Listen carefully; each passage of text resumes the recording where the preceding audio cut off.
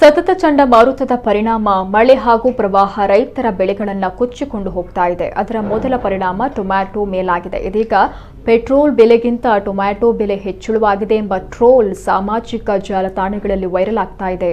ಆಂಧ್ರಪ್ರದೇಶ, ಕರ್ನಾಟಕ ಮತ್ತು ತಮಿಳುನಾಡಿನಲ್ಲಿ ಭಾರೀ ಮಳೆಯಿಂದ ಟೊಮ್ಯಾಟೊ ಬೆಳೆ ನಾಶವಾಗಿದೆ. ಇದರಿಂದ ಅದರ ದರ ಏರಿಕೆಯಾಗ್ತಾ ಇದೆ.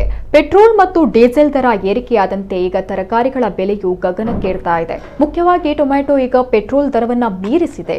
ದೇಶದ ಅನೇಕ ಭಾಗಗಳಲ್ಲಿ ಈಗಾಗಲೇ 1 ಕೆಜಿ ಟೊಮ್ಯಾಟೊ ದರ 100 ರೂಪಾಯಿ ದಾಟಿದೆ.